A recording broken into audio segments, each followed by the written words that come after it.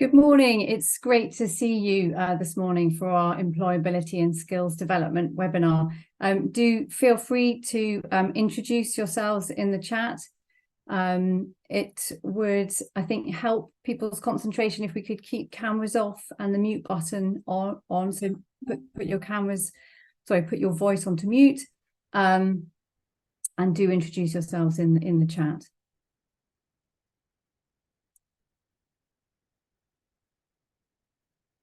So we'll kick off. Welcome to our session this morning.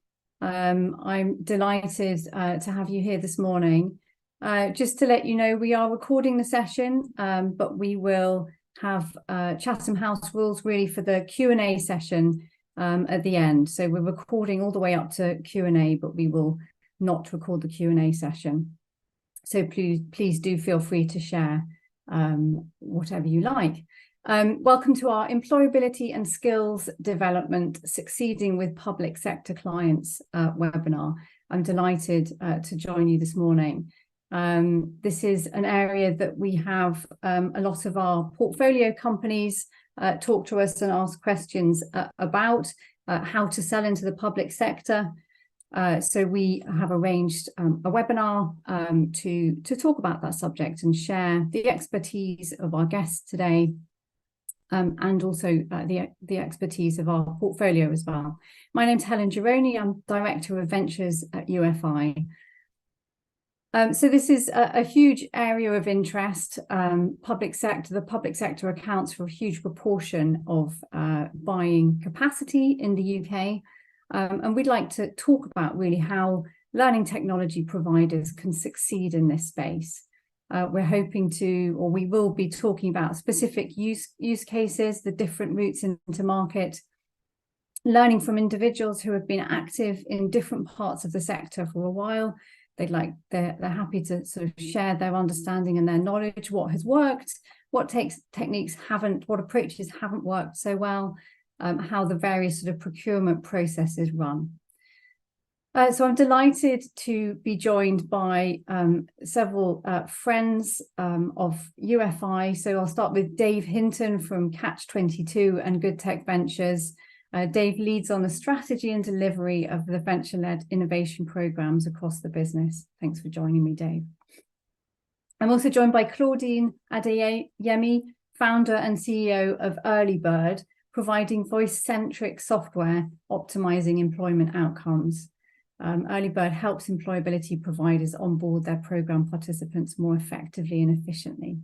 Thanks, Claudine, for joining us. Hannah Kirkbride, founder of CEO and Career Matters, is also joining us. Hannah set up Career Matters in 2016 to develop tech solutions to support social mobility, career service delivery, and to create inspirational pathways between education and the employment sectors. Morning, Hannah. And James Townsend, founder and CEO of Mobilise, one of our portfolio businesses. Mobilise provide online support for unpaid carers. Mobilise has contracted over 30 local authorities and NHS trusts and carer support organisations. So we're really interested in hearing more about that later, James. Thanks for joining me. And last but absolutely not least is Louise Marston, Director of Ventures at Resolution Foundation. Resolution Ventures backs innovative startups, changing the world of work for better and improving the prospects of low to middle income Britain. Welcome, Louise. So I'd like to invite Dave, first of all, to give us a quick overview of the B2G landscape. So over to you, Dave. Thank you. Thank you. Thank you for inviting me along this morning. It's great to be here. Here is my blank screen. It's my first Canva. I've been dragged kicking and screaming from PowerPoint into Canva by my team. So fingers crossed this goes well and everyone can follow along. As Helen said, I'm David Hinton from Catch-22 and we're working on Good Tech Ventures. You can find out more with the links down there. And it's a really exciting new partnership we're actually working with UFI on currently. So my role is an overview of the public sector this morning. I should do my best in 9 minutes to give that. We'll start off by looking at kind of who and what those opportunities are. And then towards the end, just some considerations that I've really kind of pulled together from team and founders that I've spoken to in the past, just to give a sense of kind of how to navigate that market, perhaps. So who are we talking about? I think employability and skills, there should be no surprises that we're talking about Department for Education, the Department for Work and Pensions. But there's also a whole wealth of opportunities within the rest of public sector land, and that's something I've made up. There is no place called public sector land, and that's not their logo. So what we'll do, we'll have a sort of whistle-stop tour through some of the opportunities that are out there, and work through that. I won't sort of read through line for line, and I appreciate that I'm not going to be covering everything this morning, just some of the headlines. So one of the kind of largest value areas, I guess, is apprenticeships. There's a significant value amount of money spent every year on apprenticeships. I think, interestingly, over the first 4 years of the apprenticeship levy coming in, 2 billion went unspent. So perhaps opportunities to be identified within that. And I think the whole nature of that market being very different since the apprenticeship levy, there's an anticipation of changes on the horizon to how that works. I think the levy was set up in a way that there are certain gears that can be shifted and changed, and I expect some of those shifts to happen over the coming years. I think interestingly as well for ventures working in the employment and skills space is that apprenticeships isn't just about training delivery. All of these training providers that deliver apprenticeships are having challenges around finding learners, finding employers, matching, IAG, initial assessment. All of those sorts of questions are puzzling providers up and down the country. So there's lots of opportunities to kind of solve some of those problems, I think. And also a big one that seems to never go away is the off-the-job training. So actually how that's delivered in practice. And I think digital presents a good opportunity there. The adult skills budget is I guess, a little more generic, delivered in lots of different ways, both accredited and non-accredited training. And I think what we'll see as we go through this, I think, is that as we talk about public sector clients, the majority of the opportunities perhaps sit with non-public sector organisations within that supply chain. And so, there's 595 FE colleges and independent training providers delivering that adult skills budget. Less than half of those are actually FE colleges. So there's a whole range of organisations there to potentially work with. Skills bootcamp, something I'm less familiar with as I kind of moved out of the delivery world, but I know there's a lot of ventures having a lot of success in this space. I think predominantly it's delivered online, which presents great opportunities for digital providers. I know that there are a lot of ventures who are actually direct delivering skills bootcamps in their entirety. It seems to be a growing area of work, and I think like the adult education budget, the figures surprised me actually. Only 40% of that is actually given out by the ESFA. Now, the majority of it goes through combined authorities. So think of the GLA in London and Liverpool and areas like that. They're the ones spending bigger amounts of money through adult education budget and skills bootcamp. So those relationships and that kind of geographic and area-based stuff is really crucial. National Careers Service. I think the key thing to say here is contracts are coming to an end September next year. So in terms of pipeline and thinking about cycles, probably a good time to be having conversations with providers of those. It is a results-based payment contract. So 77% of the money is held back for results. So perhaps opportunities to support providers in achieving, measuring or reporting on those results. Moving on, we'll look at the Department of Work and Pensions. So some of these figures are a bit of an estimate as I try to average them out over to an annual figure. Restart is, I think as they always do, it's called the government's flagship Back to Work programme. It's very, very familiar for those that have worked on the Work and Health programme, the Work programme, Flexible New Deal, and so on, going back into the ages. And I think one of the sort of interesting things I've heard back from delivery teams on this, again, it's payment by results. So 70% of that money is held back for up to 26 weeks employment outcomes. The government reduced the target when they realised that perhaps unemployment wasn't as high as they thought it might be coming out of COVID. But also £5.6 million has been lost. This was as of 6 months ago, due to poor customer experience. So there's customer experience measures in there which payments are made for. And that's £5.6 million that could be put back in by improving customer experience on that program. Perhaps a kind of digital or tech solution for that.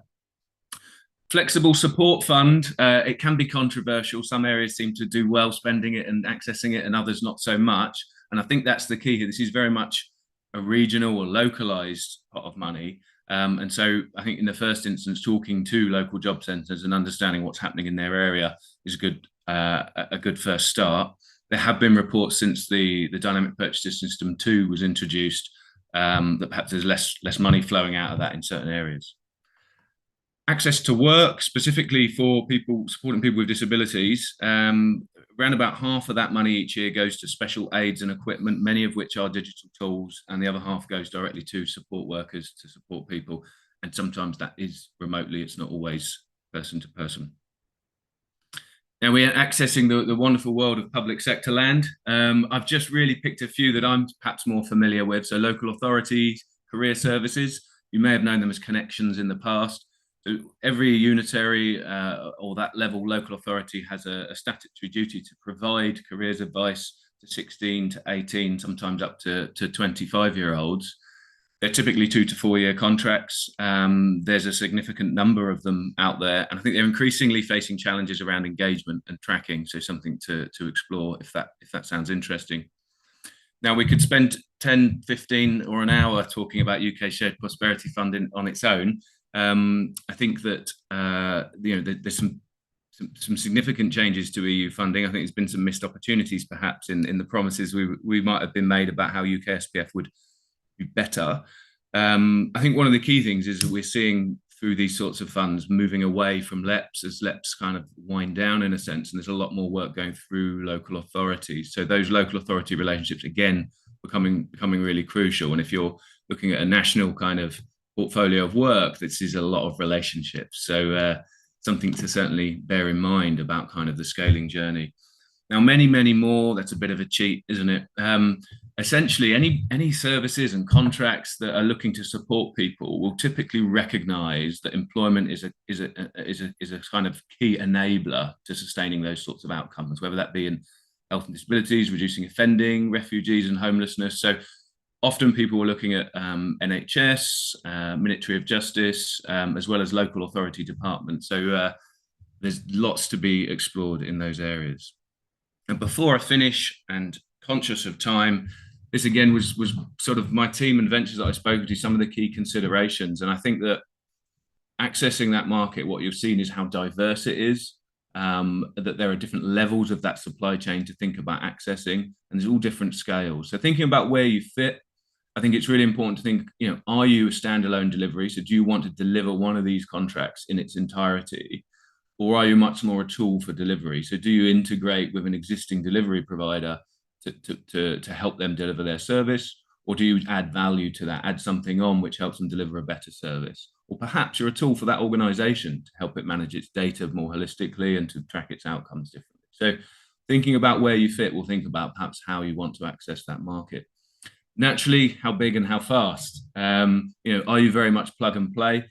Or do you need to bespoke your solution to every provider that you work with? Because that's really going to change kind of how you approach the market and how you scale. Are there customer prerequisites? Do they need to have a certain amount of data capability in-house already in order for you to plug in? Thinking obviously about your own capacity, core capacity, as well as if you are a standalone delivery, what's that non-tech delivery requirement? And of course, cash. And thinking about, what are the network effects? Do you need to have a certain number of learners and need to, in order to get a certain number of employers, or a certain number of training providers in order to get a certain number of learners? So thinking about how you need to grow both sides of your business if you're a kind of marketplace. But clearly, you need to think about what your starting point is. Where are you at now? Are there opportunities within your existing network, either go-to-market partners, previous relationships you and your team have? Is there a geographical advantage that you have, or are there particular expertise you can leverage within your team?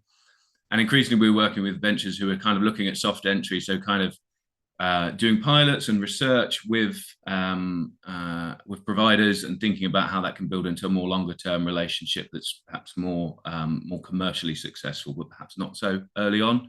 I think that works well, thinking about contract cycles, Some of these are 5-year contracts, some of them are 1-year contracts, some of them are one-off spot purchases. And so when there's long-term things there, thinking about that softer entry can really help. But starting to map out what your touch points are over kind of the different types of opportunities in your pipeline. That's a wrap from me, and I'll hand back to Helen. Thank you. David, thank you. That was hugely rich and really interesting. I think, one take-home observation from me is just how many opportunities there are out there, and so many different things that a company can slot themselves into. I guess the challenge is surfacing those opportunities and working out which are the best opportunities for their particular companies. Thank you, Dave. I'd now like to bring in Claudine to talk about her experience of working with government. I think, Claudine, you've been doing some selling into DWP and working with government contractors as well. So it would be great to hear from you. Thanks, Helen. Yeah. Good morning, everyone. So as you heard, my name is Claudine Adiemi. I am the CEO and founder of Earlybird. Earlybird is essentially user intelligence software for the employment support sector. So we're really helping organisations to deliver better quality employment support at scale.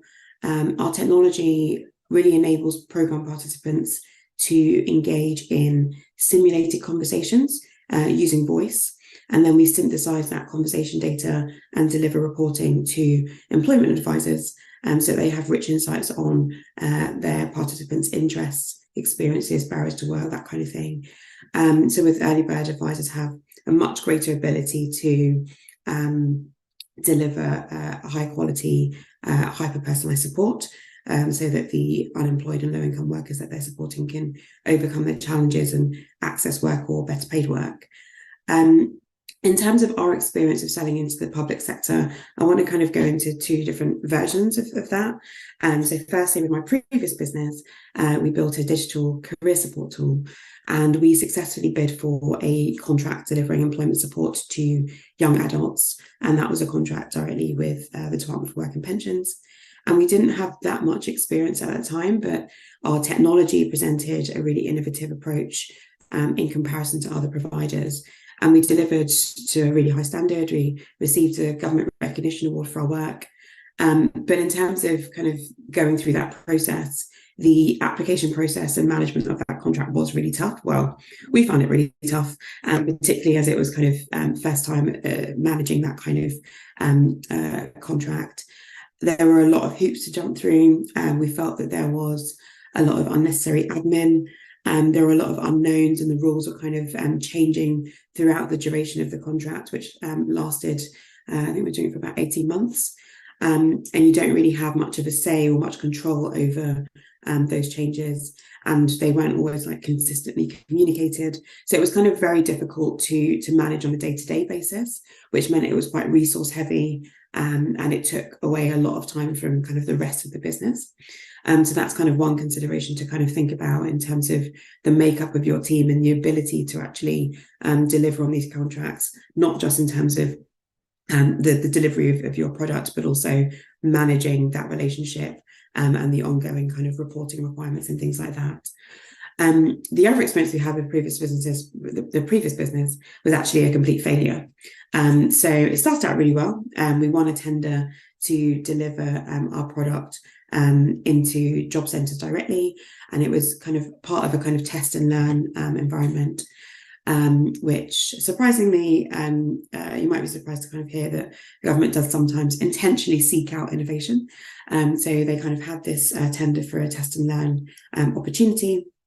And we, as I say, were awarded the contract, but they had this phase between actually start and delivery with this kind of post-award process where they kind of go through and do some additional checks and things like that. And one of the things that we were asked about was the accessibility of our product. And for us, inclusivity was always baked into what we were doing. So it was very standard that we had reviewed the WCAG guidelines and kind of built in line with that. So we confirmed that we were compliant with those guidelines, and then they wanted us to provide some evidence for that. So we shared a report that that we received from, you can get these kind of online tools to kind of scan your product, your website, whatever it is, to identify whether there are any gaps with the guidance. We were able to kind of share that report to show that we were compliant, but we were still prohibited from proceeding in the process because we didn't have evidence from an independent auditor who could confirm our compliance with the guidelines. So massive surprise, massive shock, massive blow to us at the time. There wasn't anything in the tender documents that spelled any of this out for us. And again, very new to this kind of thing. It was actually before we won the contract we were successful at winning. And so it really kind of highlighted for us the need to seek advice and ask questions early, figure out exactly what the requirement's going to be, and to go above and beyond with really dotting your I's and crossing your T's, basically. And that's the side of things where it can become quite expensive. And that kind of brings me to my final point. So with Early Bird today, we're actually completely B2B, but the organisations that we sell to, so our customers, they secure their revenue from government contracts and other public sector contracts. And so we still do have to be alive to thinking about what compliance looks like for our customers so that we're in line with ensuring that we can then comply with what our customers will require from us. And that goes back to the requirements that will be put on them from the bodies that are funding their work through those contracts. And I think for us, it's really kind of about being proactive. So to give you an example, we had cyber essentials in place. When we kind of sat down and looked at what the kind of standard requirements would be for delivering our product to a lot of our customers, we realized that Cyber Essentials Plus was pretty basic expectation. And so before we even kind of had any customers, we went out and made sure that we had Cyber Essentials Plus in place. There's obviously a cost to doing that. But what you don't want to do is be reactive where an opportunity arises and then you're kind of scrambling around to try and make sure that you have these things in place, which could then block you in procurement, delay the deal, or potentially miss out on a deal entirely, particularly if those opportunities are time bound to a contract that your customer's delivering. So I think overall, I think my number one piece of advice and the learning that I've had is to really kind of make sure that you understand expectations as early as possible, and be really proactive about putting things in place to comply with those expectations, or at least have a plan in place to make sure that you know how you're going to then meet those expectations. I'll stop there. I'm really looking forward to the discussion that's going to happen with my fellow panelists and to questions later from the audience as well. Claudine, that was fascinating. Thank you. Some really good advice there on the work that you can do before the contract starts to try and smooth the way. Thank you. I'd love to bring in Hannah Kirkbride from Career Matters. Hannah, I think, is going to talk to us a bit about her experience of selling into organisations like the NHS and Ministry of Justice. Thanks so much, Helen. Good morning, everybody. It's a real pleasure to be here today and to speak to you about a big focus of our work. My name is Hannah Kirkbride and I'm director and founder of Career Matters. Career Matters is a social enterprise which we established in 2016. And I established Career Matters as a direct response to the disconnect between available jobs and people with lived experience accessing them. And for the purposes of the audience, the definition of lived experience from our perspective is those communities who've either been in local authority care as children, young people, or as care leavers. And also there is a high overrepresentation of care experienced people in the criminal justice estate. And we also work across communities with lived experience of criminal justice. Our communities are some of the most disadvantaged and face considerable challenges in being able to access and ultimately enter the world of work. And these communities also face considerable health inequalities. And our work addresses all of this because a future with hope, opportunity, and a network of support is worth working towards. So a key golden thread that runs through our work is lived experience. It's our value base and it's our dedicated focus, which in many ways makes our work quite niche. And we don't get distracted by wider opportunities. We're committed to creating a better future for these communities. And we work on two approaches. We work from a systems lens. So we work on improving the systems, which often perpetuate poor outcomes due to lack of awareness and sadly conscious and unconscious bias. And we also work on an individual lens, working with people with lived experience directly wherever they are. And we also use our digital provision Thrive to allow a variety of mediums for engagement. We work across local authorities, the Department for Education, HMPPS, Ministry of Justice, Health, and including the NHS, and also across education.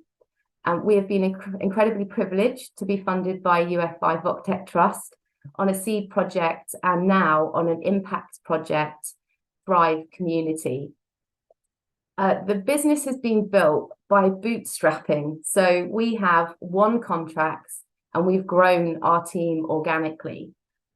We run two national projects. One of them is we're commissioned by NHS England called the Lived Experience Charter, which is working with employers nationally to create a more open, inclusive and critically representative workforce.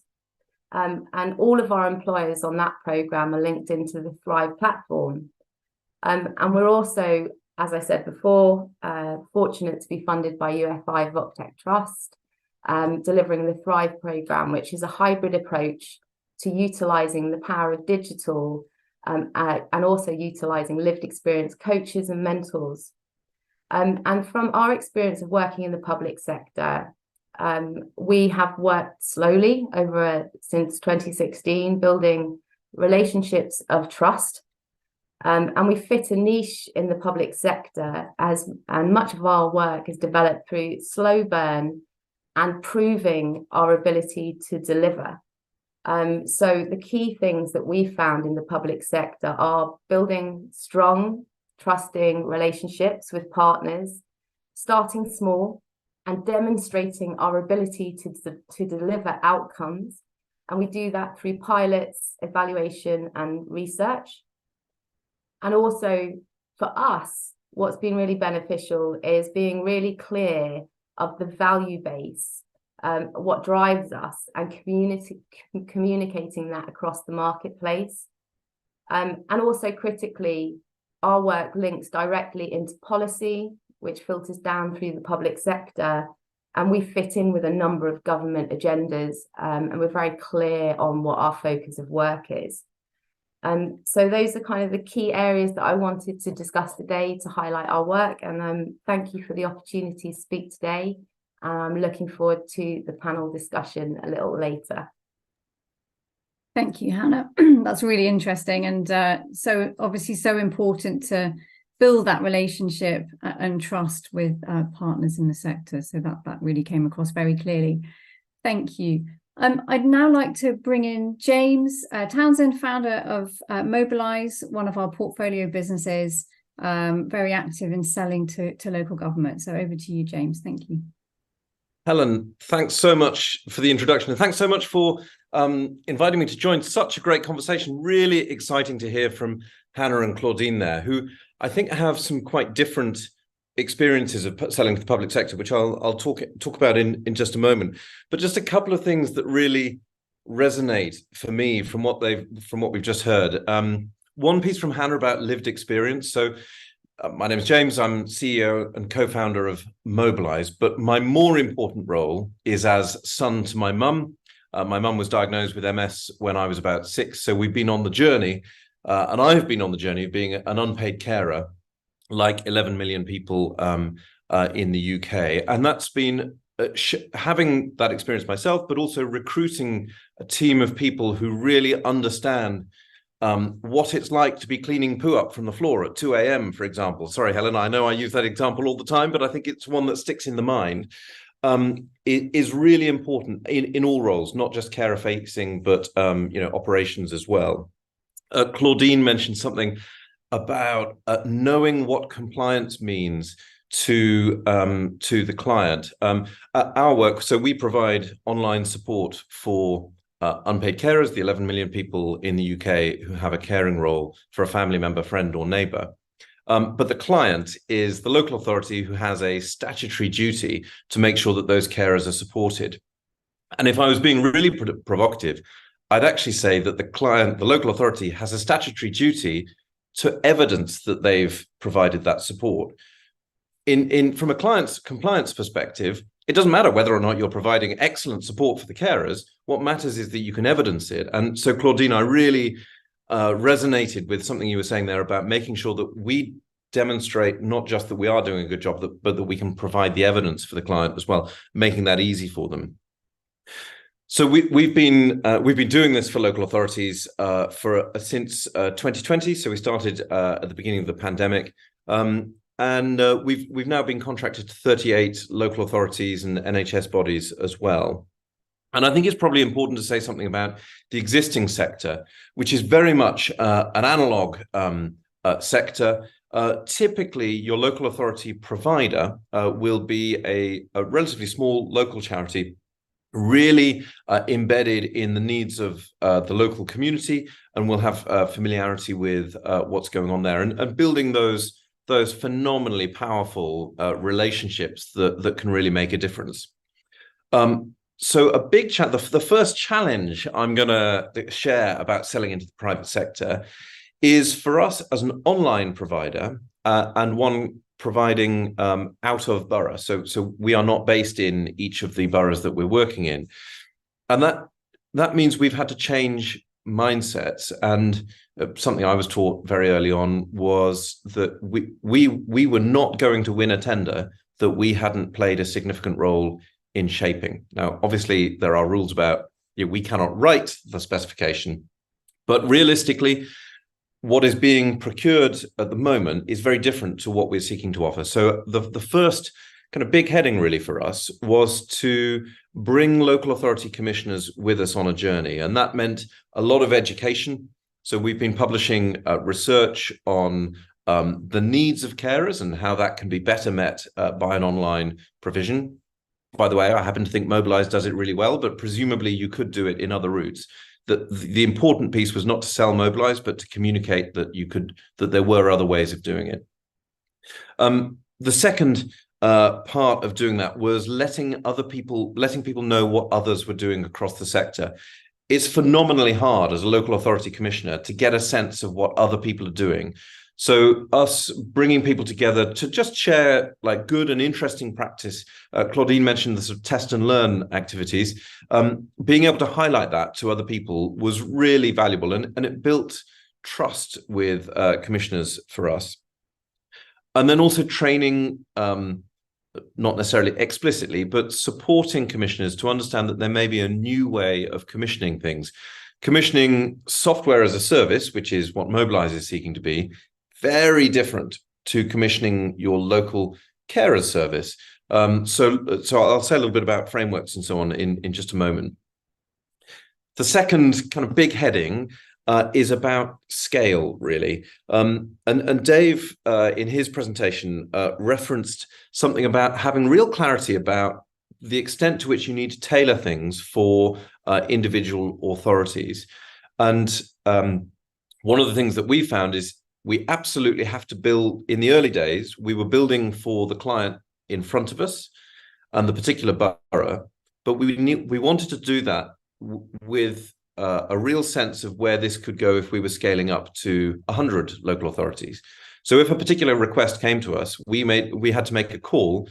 Is this something that needs to be embedded in every contract, in which case let's go for it? Or is it something where there may be 2 or 3 options that we can give the client to customize, but not necessarily bespoke? Or is this a completely left field requirement, in which case, we need to make a business decision as to whether or not we're going to incorporate it in this example? And by the way, I would strongly resist making that bespoke, those bespoke exceptions. We did it a couple of times, and we're still dealing with that today. And I'm not convinced it was the right decision for the client or for us.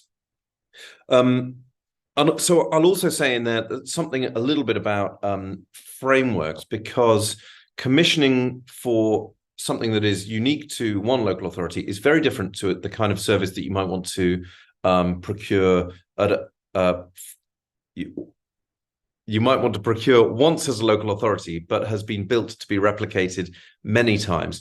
And a digital infrastructure there is a good example of that. So we've found getting on frameworks like G-Cloud, and there's a number of other private frameworks, can be a really helpful way of lessening friction in the sales process as you go along. Sometimes it may be that the person we're talking to isn't an expert in how to use a framework from a local authority, but their colleagues in procurement will click into a different gear and they will know the arrangement. Third heading I would share is just about playing the long game.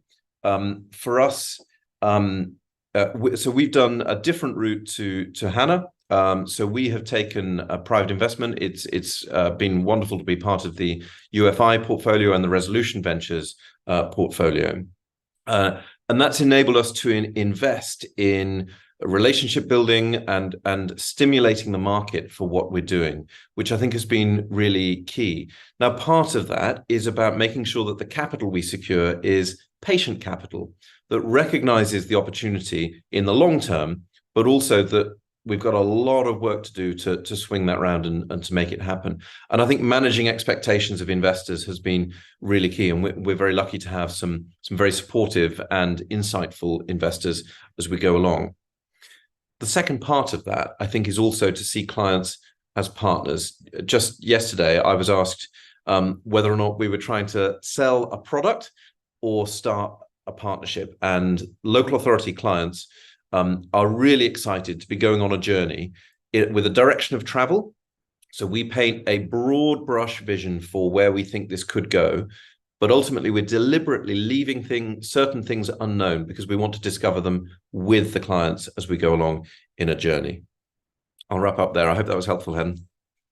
James, that was fascinating. Thank you. I think one thing that came through particularly strongly is the need to play the long game and to build those relationships on a long-term basis. And I think a big part of that must be showing best practice in the field and who's doing what and how you fit into that story. So thank you, James. Thank you to all of you. I'd now like to bring everybody in, all of the pull this together and pull this information out. So I think obviously you're off to for the rest of the week, Jackie. If someone press their mute button. Colin, you've essentially just got one member of staff for the rest of the week. Thank you. That's brilliant. I'd like to bring us all in, the panel in, to have a Q&A discussion. And I'd also like to invite everybody to put any questions that you have in the chat function. We will come on to questions quite soon. So please do put any burning questions in there and we will get to them after our chat now. So I'd like to start with really the idea that lived experience. So thank you, Hannah and James, for raising that. I think it's a really key part of selling into this sector in particular and can really strengthen the case. Do you think there's a sense that organizations that have that lived experience within them are feel the pressure, really, the additional pressure on them that comes from having that lived experience?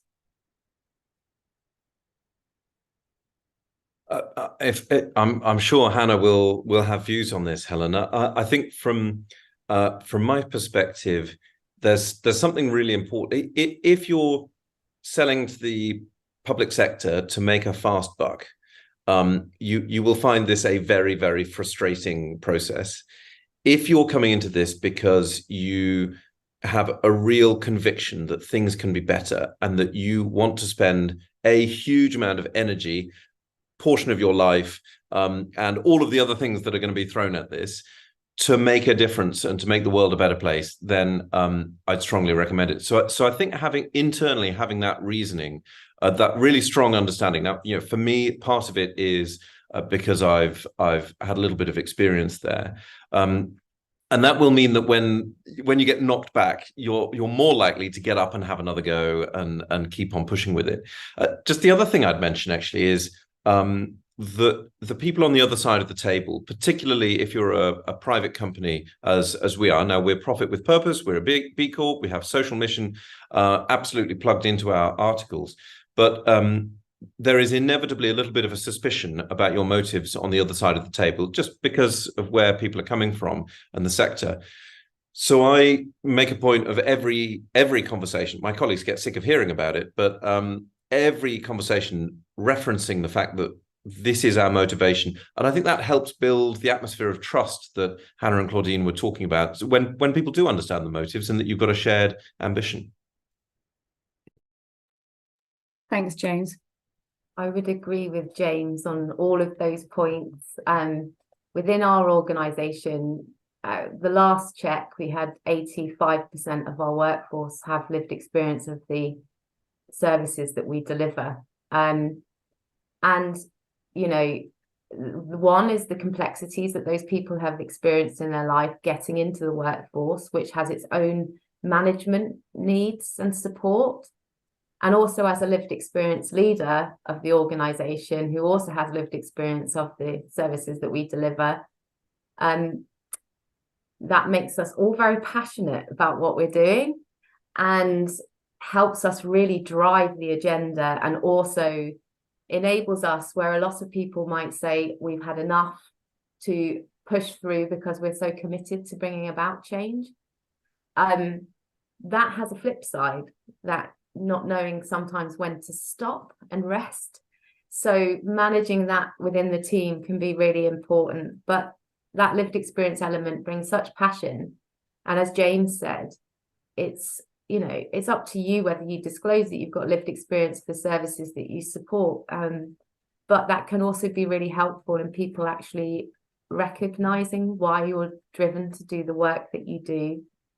And then we have built a really important pastoral support across the team. So I have an incredible board. Some of the board members are here today who have offered me so much support through many of the challenges that we've overcome as an organisation.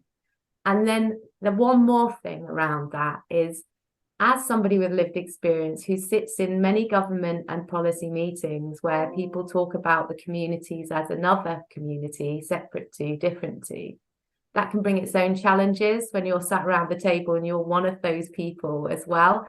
So that can be difficult, but that's why we raise awareness. And then finally, I think having that lived experience as a motivator for setting up your organisation is so important. And it also brings about those changes in the system, whether they be very small incremental steps, all the same, you are bringing about change.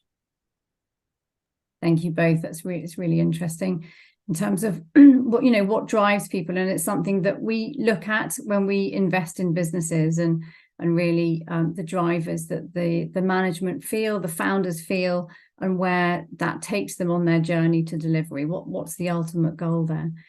So really interesting. I think my next question really relates to something that a lot of you have talked about, and that is timing. Something that resonates with me from what you've said is that it's a long game. This is all about building up relationships over time, and delivering, and it takes time and resources to deliver contracts. But we're dealing here with very nimble, innovative businesses that can be quite flexible, can move quickly. Is there an imbalance really between the ability of service providers to move quickly and clients within the government sector that are looking more to a long-term game? What are the sort of complexities here? So I can kick us off. Great, thanks, Claudine.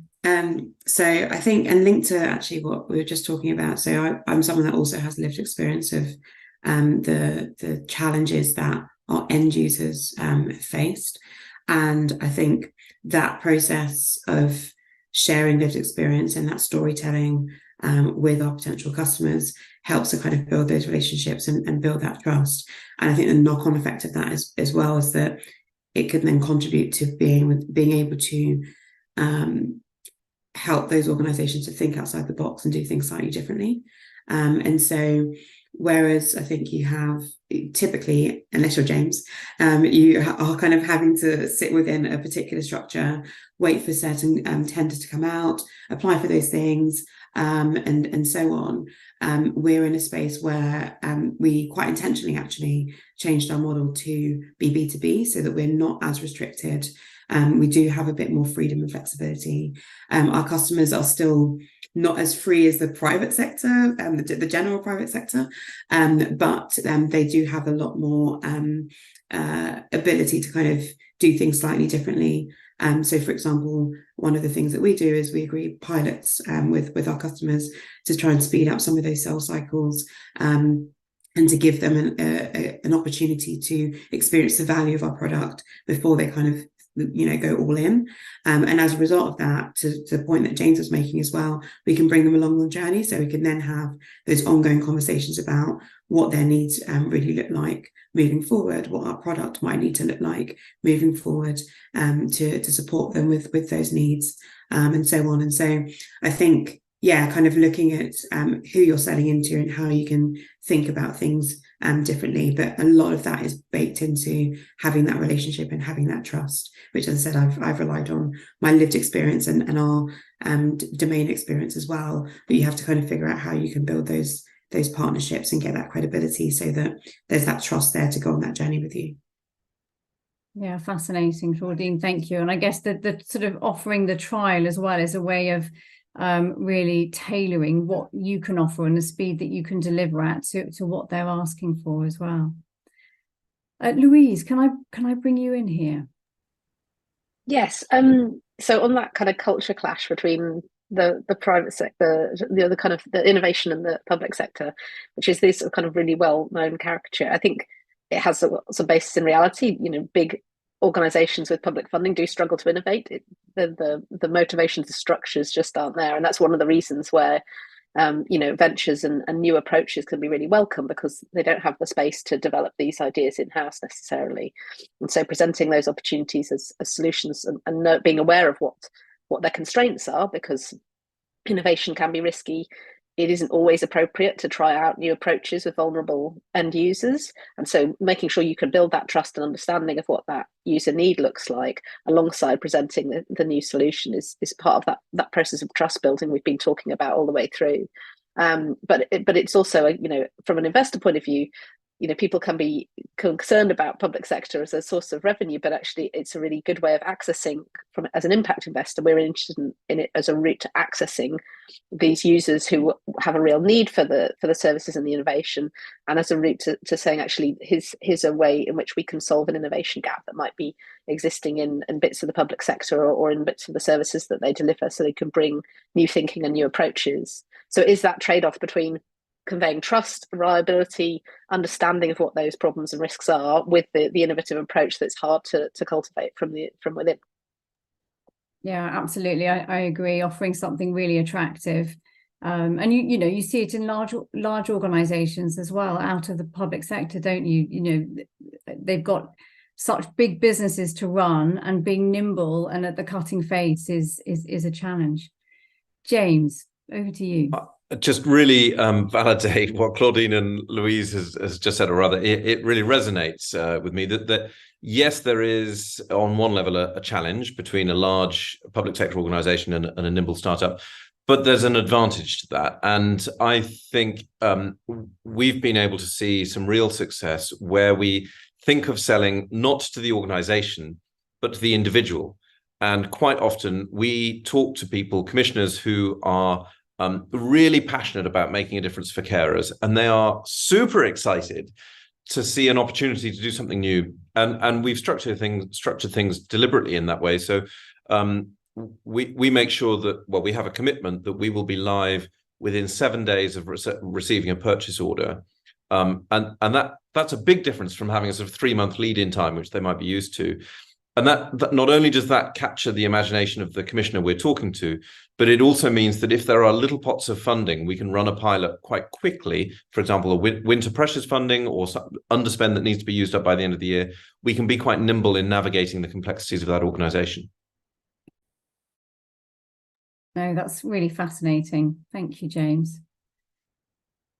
I think we'll take a question. We're coming up to the Q&A session, so we're going to stop recording so that people can be. Could I also highlight a question that's come in that you might be able to answer, given your experience in the NHS? And that is from Ross Toomer. We've got a question. Do you have any insights or experiences in navigating the NHS digital technology assessment criteria for introducing EdTech into healthcare, particularly NHS settings, given that these require healthcare tech to meet specific standards? What are some best practices or lessons learned for ensuring EdTech solutions align with these requirements? Absolutely. I think not always to rely on the bid and procurement function across public sector to build relationships with commissioners and find other ways in, so that you aren't competing against those big organizations in the market. And because it's always been done a certain way doesn't mean that it has to continue to be done a certain way. And also be creative. You only need a few early adopters. The rest will follow if you prove that you're doing a good job. Thank you, Hannah. That's fantastic. Really good advice. Claudine, can I come to you now? Yeah, sure. I think I would, to be honest, largely echo James and Hannah's. But I think the only other thing that I would add is that this is hard, right? Building a startup is hard. Building a startup where customers are within the public sector is probably way harder. And so you're up against it when you kind of look at your peers across the tech startup scene. But on the flip side, the opportunity, and by that I mean both the kind of purpose and impact side as well as the profit side, is humongous. So if you are really passionate about creating change, it's a really awesome space to do that in. So yeah, just keep at it, keep persevering, don't let the knocks deter you, and yeah, just keep driving forward. Claudine, great advice there. Thank you very much. Louise, any final comments from you? I think they've covered it all really well. I just echo perhaps what Claudine said at the start, which is to kind of really understand what you're going into, talk to lots of other founders, talk to lots of people in the procurement organisations, really understand what the spoken and unspoken rules of the game are, and get really informed, because it, you know, as Claudine says, it's really challenging, but the opportunity is really big. Absolutely. Thanks, Louise. That's great. David, over to you. That moment where everybody literally says everything you can think of along the way. I think that to build on exactly what everybody said, being an impact founder is just horrendous and great at the same time. You know, I did it for 10 years in this space, and you sacrifice a lot as an individual going through it.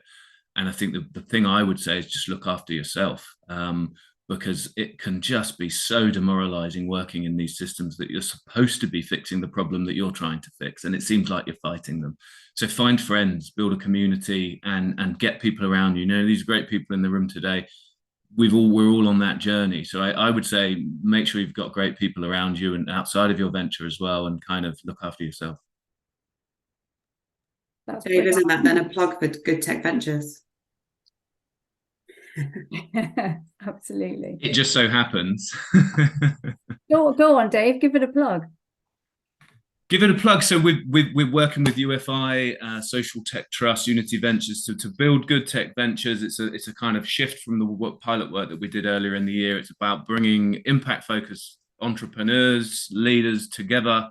The community aspect is kind of building in the background. At the moment, we've got a series of really cool events. You're welcome to check those out and come along. And we're launching an accelerator to help drive innovation in these public sector spaces at the end of the month. So yeah, please get involved. Thanks. Great, Dave, thank you. And to reflect sort of what you've just said, I feel like I've surrounded myself with some great people today. Thank you very much for joining me on the panel, and thank you for joining us. We will we've recorded part of the session, which will be available, so please do share if you'd like to, and thank you once again for joining us. Goodbye.